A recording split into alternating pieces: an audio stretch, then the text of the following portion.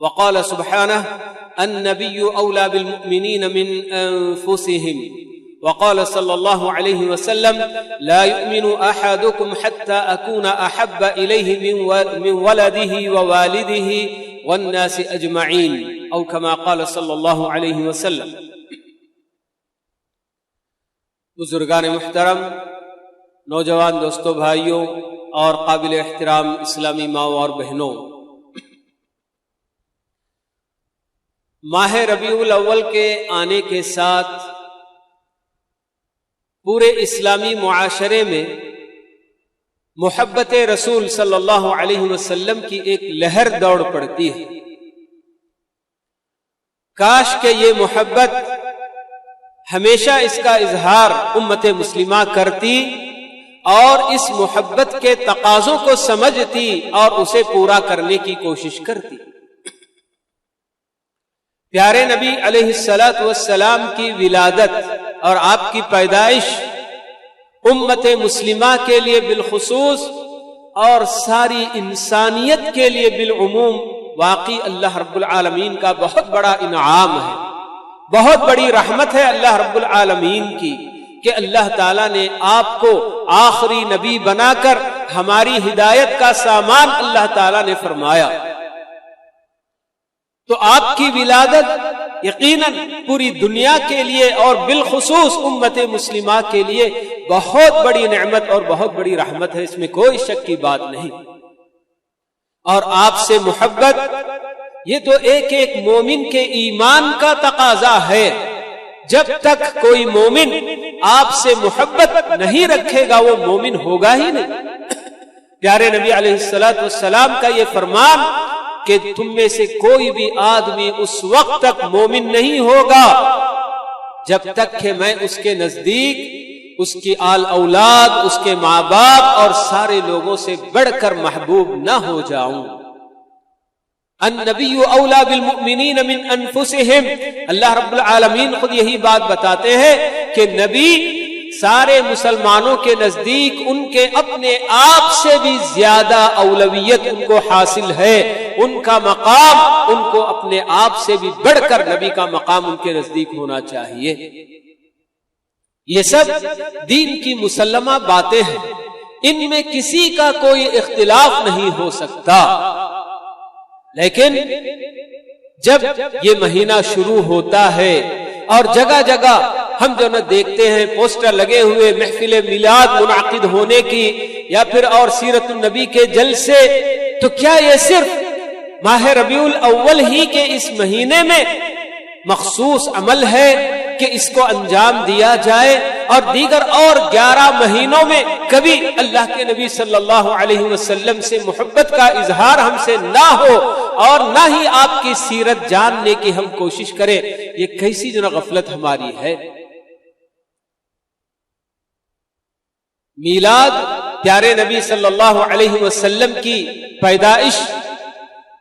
کی خوشی میں جو ایک عید کی شکل میں اس وقت پوری دنیا میں مسلمان، بہت سارے مسلمان تو نہیں کہوں گا، اللہ تعالیٰ نے جنہیں اس طرح کی بدعات اور خرافات سے بچا کر رکھا ہے، محفوظ رکھا ہے، وہ سب اللہ کے فضل و کرم سے محفوظ ہیں، لیکن ایک بہت بڑی تعداد امت مسلمہ کی گمراہی کا، ضلالت کا شکار ہو کر اس عمل کو بالکل عین کار خیر سمجھ کر انجام دیتی چلی آ رہی ہے۔ ماضی قریب میں تو اس کے لیے جیسے عیدین کی نماز ادا کی جاتی ہے، عید الفطر اور عید الاضحیٰ کی، تو بالکل اسی طرح سے عید میلاد کی بھی نماز بھی لوگوں نے ایجاد کر لی اور 2 رکعت عید میلاد کی نماز بھی پڑھنے لگ گئے، نعوذ باللہ۔ حقیقت میں پیارے نبی علیہ الصلوۃ والسلام نے جو پیشن گوئی کی تھی کہ قیامت سے پہلے جو نشانیاں ظاہر ہوں گی آپ نے بتائی، تو اس میں سے ایک بڑی نشانی آپ نے یہ بھی بتائی کہ علم اٹھا لیا جائے گا، جہالت بہت عام ہو جائے گی۔ علم کیسے اٹھا لیا جائے گا اس کی کیفیت بھی آپ نے بتائی، فرمایا کہ لوگوں کے یعنی علماء کے سینوں سے علم ایسے ہی نہیں اٹھا لیا جائے گا، بلکہ جو علماء حق ہیں جو امت کو سیدھی راہ دکھانے والے بڑے مخلص، تو ایسے علماء کو اللہ تعالیٰ وفات دے دیں گے، ان کی موت ہو جائے گی، اور اس کے ذریعے علم جتنا بھی ان کے اپنے سینے میں تھا وہ سب اٹھتا چلا جائے گا، اور بعد میں جو رہ جائیں گے بالکل جس طرح سے چھلنی کرنے کے بعد اوپر سارا آٹا نیچے گر جاتا ہے اور اوپر بالکل ایسی موٹی موٹی جو چیزیں رہ جاتی ہیں، اس طرح کے جاہل قسم کے علماء رہ جائیں گے، اور لوگ انہیں ہی اپنا بڑا بنا لیں گے اور ان سے دین کی باتیں پوچھیں گے، بتائیں گے، اور وہ لوگ برابر لوگوں کو بتا کر خود بھی گمراہ ہوں گے اور دوسروں کو بھی گمراہ کریں گے۔ آپ نے بتائی۔ تو آج کا یہ دور جس سے ہم گزر رہے ہیں، اگر دیکھا جائے تو واقعی اللہ کے نبی صلی اللہ علیہ وسلم کی اس پیشن گوئی کے پورا ہونے کا برابر یہ دور ہے کہ ایک عرصے سے ہم یہ دیکھتے چلے آ رہے ہیں، ایک بہت بڑی تعداد اسی طرح سے اس وقت پر، خاص کر ماہ ربیع الاول میں عید میلاد منانے پر تلی ہوئی ہے، اور برابر اس کو جو ہے ایک اپنا ایک روٹین بنا کر اس کو جو پابندی کے ساتھ کرتے چلے آ رہے ہیں۔ اور ایسے لوگوں کے لیے جاہل پیشوا اور ان کے کچھ اس طرح کے امام ان کو مل جاتے ہیں جو اس طرح کی چیزوں کو ان کے سامنے مزین کر کے دکھاتے ہیں اور یہ بتاتے ہیں اور ان کے دل و دماغ میں یہ بات ڈالتے ہیں کہ پیارے نبی صلی اللہ علیہ وسلم کی محبت کا یہ تقاضا ہے کہ آپ کی میلاد یعنی آپ کی ولادت کے دن کو بھی ہم عید کی طرح سے منائیں۔ اگر واقعی اس دن کی، میں نے آپ کو بات شروع میں بتائی کہ واقعی آپ کا پیدا ہونا، آپ کی ولادت یقیناً بہت بڑی نعمت ہے، مگر اس کے باوجود پیارے نبی علیہ السلام نے اپنی پوری زندگی میں کبھی اس دن کا کوئی خاص اہتمام نہیں کیا۔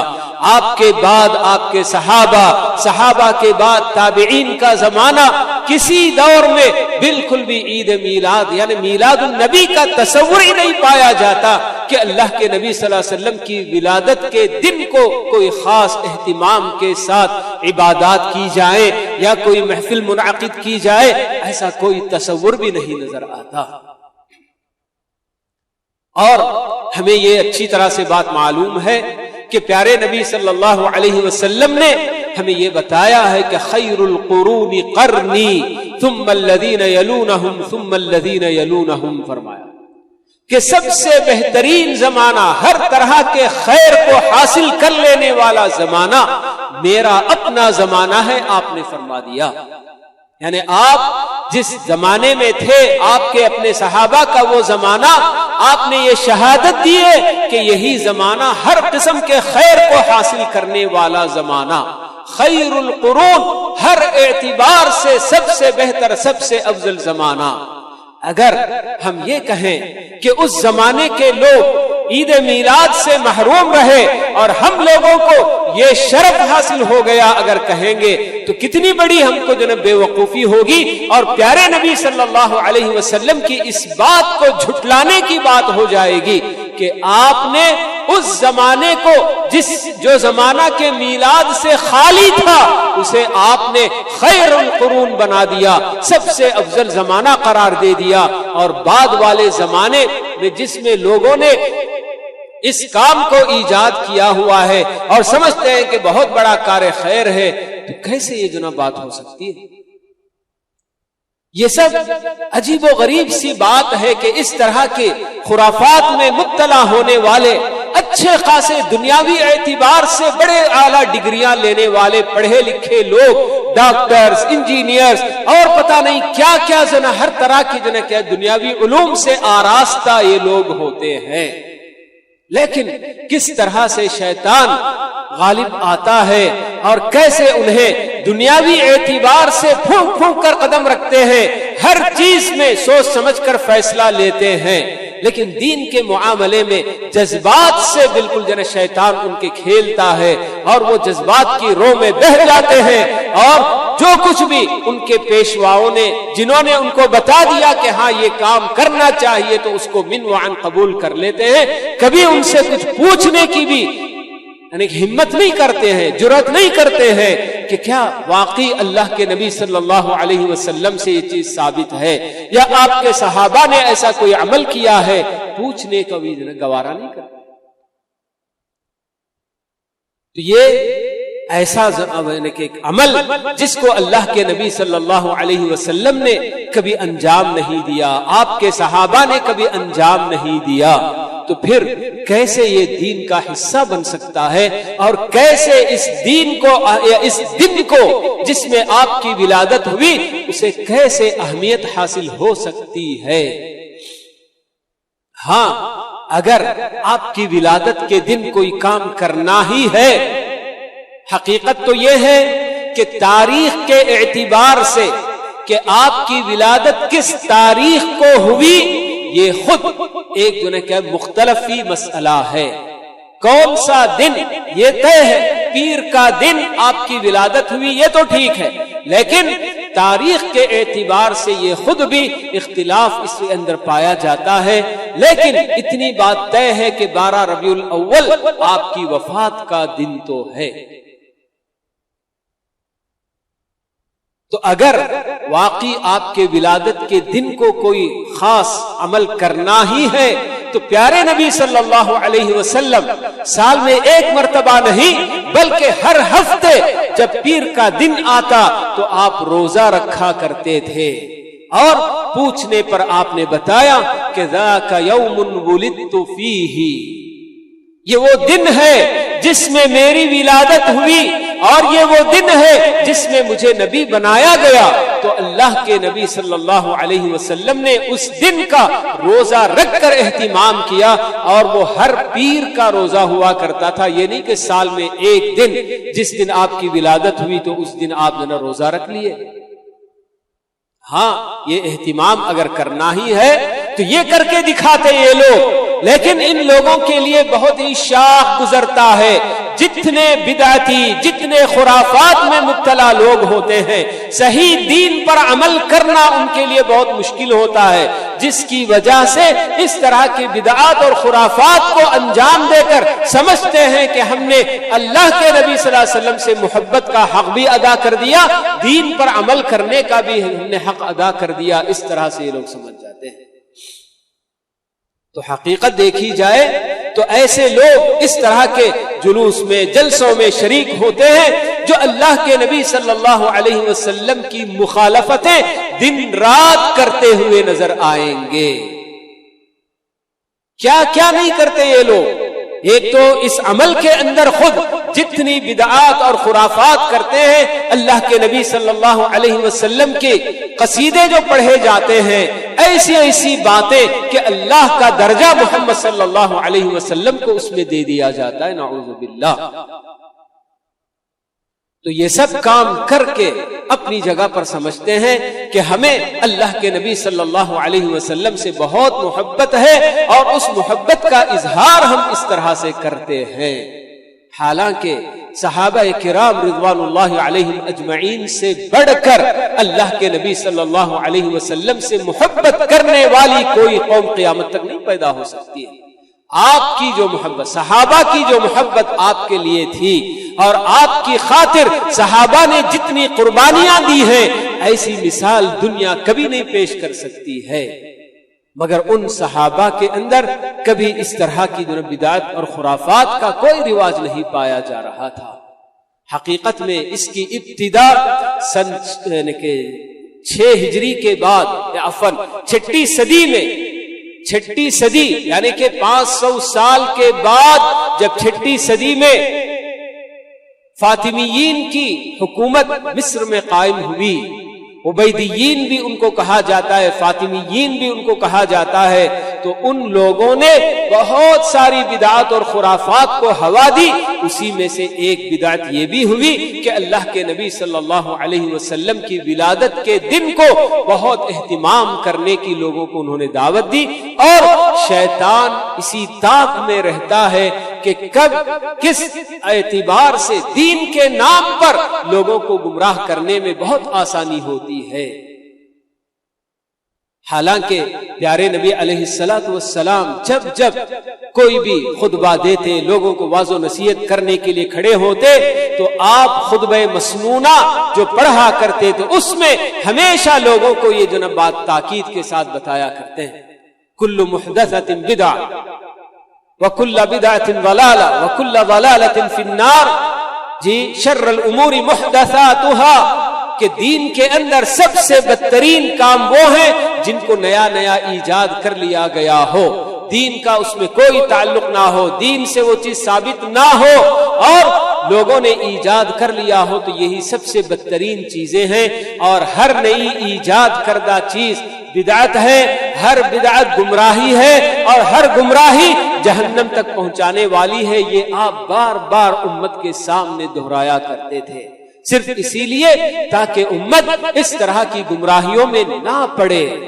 لیکن جس سے آپ ڈرا کرتے تھے، امت کو آپ نے خبردار کیا تھا، اسی کام میں آج امت پڑ رہی ہے، پھنس رہی ہے، اور اپنی جگہ پر یہ سمجھتی ہے کہ ہم تو دین کا بہت بڑا کام انجام دے رہے ہیں۔ یہ سب بدعات اور خرافات کرنے والے اپنی زبان قال سے نہ صحیح لیکن زبان حال سے یہ بھی بتا رہے ہیں کہ اللہ کے نبی صلی اللہ علیہ وسلم نے ہم تک دین صحیح معنوں میں نہیں پہنچایا، کیونکہ اللہ کے نبی صلی اللہ علیہ وسلم نے اپنی امت کو یہ بھی بات بتا دی کہ لوگوں، جو بھی خیر کی بات ہے، چھوٹا بڑا کسی میں بھی بھلائی اور خیر کی بات ہے، تو میں نے اس کے بارے میں تمہیں حکم دے دیا ہے، تمہیں میں نے بتا دیا ہے، اور جو کوئی بھی شر میں تمہارے لیے جانتا ہوں، اور ہر شر اور ہر برائی سے میں نے تمہیں خبردار کر دیا ہے، یہ بھی اللہ کے نبی صلی اللہ علیہ وسلم ہمیں بتا رہے ہیں۔ لیکن یہ عید میلاد منانے والے اللہ کے نبی صلی اللہ علیہ وسلم کے اس فرمان کو بھی جھوٹا ثابت کر رہے ہیں کہ اللہ کے نبی آپ کیسے یہ دعویٰ کر سکتے ہیں کہ ہر خیر کے بارے میں آپ نے بتا دیا، جبکہ آپ نے امت کو عید میلاد کے بارے میں کچھ بھی نہیں بتایا۔ عید میلاد جسے ہم بہت بڑا خیر کا کام سمجھ کر رہے ہیں، تو اس کے بارے میں آپ نے نہیں بتایا، تو آپ کی یہ بات سچی نہیں ہو سکتی، یہ بھی گویا اپنے عمل سے یہ لوگ بتا رہے ہیں۔ تو الغرض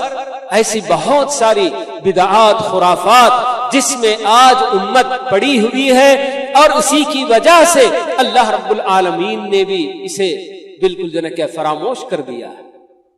ہاں، اللہ تعالیٰ کا یہ وعدہ ہے کہ ان تنصروا اللہ ینصرکم ویثبت اقدامکم، کہ اگر تم اللہ تعالیٰ کی مدد کرو گے اللہ تمہاری مدد ضرور کرے گا۔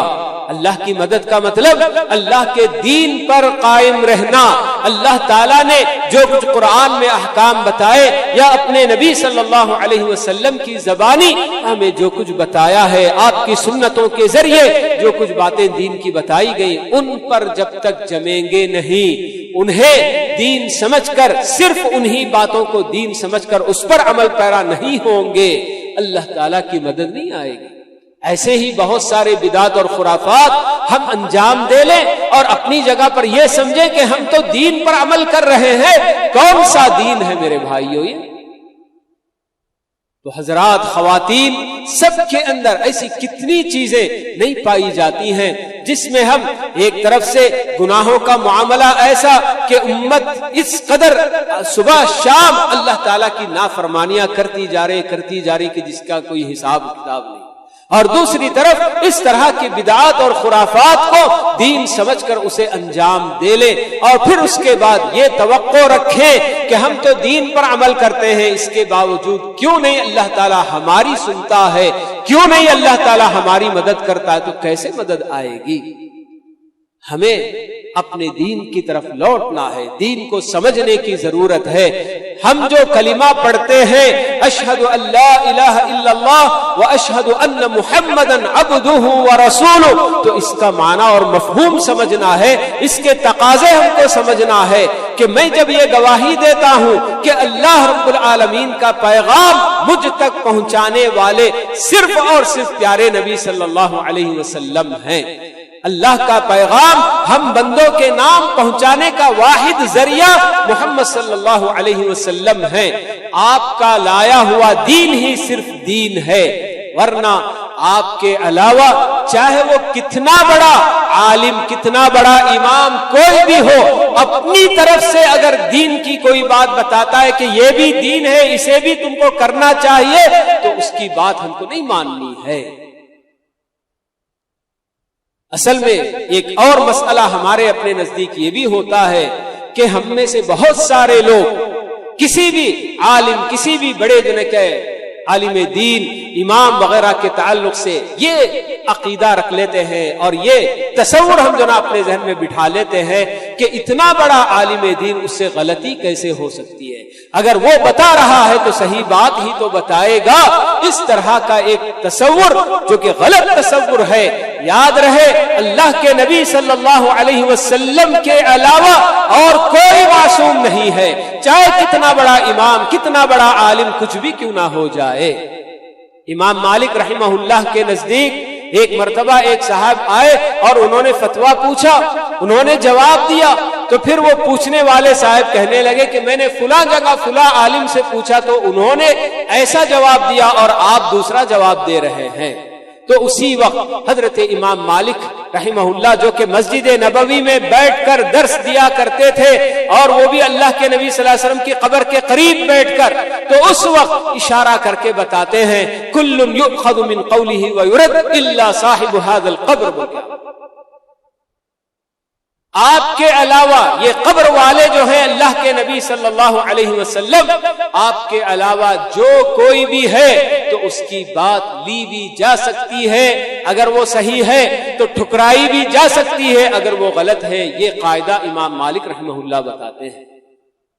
اگر اس بات کو ہم بھی مان لیں کہ ہاں چاہے کتنا بڑا امام، خود ائمہ اربع امام ابو حنیفہ، امام مالک، امام شافعی، امام احمد رحمت اللہ علیہم جمیعا، ہر ایک نے اپنے اپنے دور میں امت کے سامنے فتوے دیے، ان کے اپنے شاگرد ہیں کتنے بڑے بڑے سب، لیکن اس کے باوجود بھی ان لوگوں سے بھی چوک ہوئی ہے، غلطیاں ہوئی ہیں، مگر انہوں نے عمدن غلطی نہیں کی ہے، بس ان کا اپنا اجتہاد، کبھی ان تک دلیل نہیں پہنچتی، یا دلیل بھی ہے، دلیل سے استنباط کرنے کا ان کا اپنا طریقہ، کہ جس کی وجہ سے ان سے چوک ہو گئی، غلطی ہو گئی، جس کی وجہ سے ائمہ کے آراء، ائمہ کے فتوے مختلف ہو جایا کرتے ہیں۔ ایک مسئلے میں امام ابو حنیفہ رحمہ اللہ کا فتویٰ کچھ اور ہے، امام شافعی کا کچھ اور ہے، یا پھر دو چار ائمہ ایک جیسا فتویٰ دیتے ہیں، ایک امام کوئی اور فتویٰ دیتا ہے، تو یہ سب ہوتے رہے۔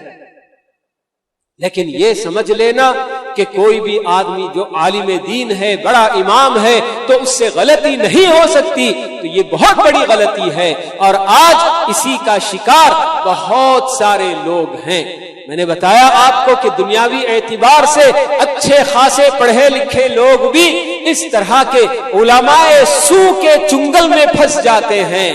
ایسے علماء جن کا کام صرف یہ ہے کہ خود بھی گمراہ ہو اور امت کو بھی گمراہ کرے، ایسے علماء کے چنگل میں پھنس جاتے ہیں اور ان کی باتوں کو بالکل صحیح سمجھ کر اسی پر عمل کرتے چلے جاتے ہیں۔ جتنی بھی بدعتیں، جتنے بھی خرافات، ان سب کے وہ جنا شیدا ہو جاتے ہیں۔ تو اللہ تعالیٰ سے دعا ہے کہ اللہ رب العالمین ہم میں سے ہر ایک کو دین کی صحیح سمجھ عطا فرمائے، اور جو کچھ بھی پیارے نبی صلی اللہ علیہ وسلم کی محبت کے تقاضے ہیں، ان تقاضوں کو سمجھنے اور انہیں پورا کرنے کی اللہ تعالی ہم سب کو توفیق نصیب فرمائے، اور اس وقت دنیا میں پھیلی ہوئی جتنی بھی بدعات اور خرافات ہیں، اللہ رب العالمین ان تمام سے ہماری حفاظت فرمائے، اور سارے مسلمان جو ان بدعات اور خرافات کو دین سمجھ کر کرتے آ رہے ہیں، اللہ تعالیٰ ان سب کو نیک ہدایت دے، توفیق دے، اور کتاب و سنت کی طرف لوٹنے کی اللہ تعالیٰ ان سب کو توفیق دے۔ اقول قولی ھذا واستغفر اللہ لی ولکم ولسائر المسلمین من کل ذنب فاستغفروہ انہ ھو الغفور